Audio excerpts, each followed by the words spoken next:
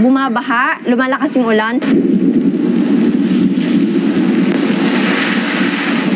Naririnig talaga sa ilalim ng higaan namin yung tubig na pumapasok. Nasanay ako na tinutukso sa akin na nanirahan niya sila sa madumi na lugar. Yung papa niya, dugyutin kasi nga hindi maganda trabaho. Pero may nakaamba pa palang mas malaking trahedya. Ako siya, mamang paksa ko man kay kapoy na jud ko mga matulog ko. Sige, tulog ka kay bantayan ka. Ate, ano kung pagbantay kay kuha naman to ng, ala na ginawa lang sa katatlo. Katatlo ka bis lang. Uy, wala na.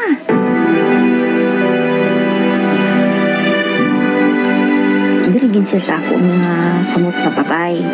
Siya kasi yung every morning, ginigising niya ako. Siya yung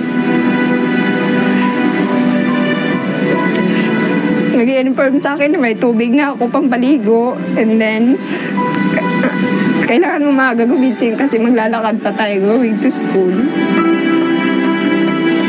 Hanggang si Mylene nakapagtapos ng high school pero hindi siya agad nakapagkolehiyo. Kailangan ko maging scholar para may patuloy ko yung pag-aaral ko. Kung maglibot ako pandesal, maglibot ako isda. Kung halos pa lang, sir, duahon ko ang lawas ko. Kaya nga, gusto ko nga makatapos lang ako bata. Yung down payment na binayad ko sa school, inutang yun ng papa ko. Ang bayad nun ay yung bawat buhat niya ng sako ng semento.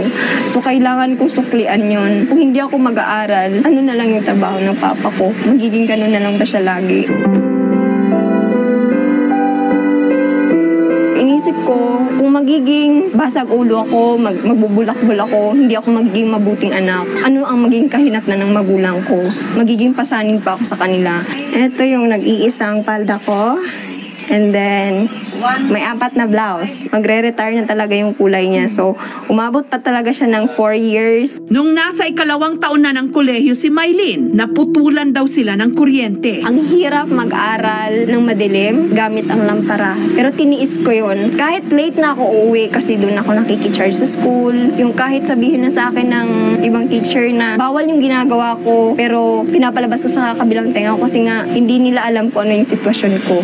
Ang kanyang mga magulang, inipon pa rin ang kanilang maliit na kita para makapagpa-install ng solar panel. Dito, hindi na namin kailangan magbayad monthly. Para lang siya sa ilaw. Pag-charge ng cellphone, hindi siya pwede sa TV kasi nga mas malaki yung kakailanganin na battery.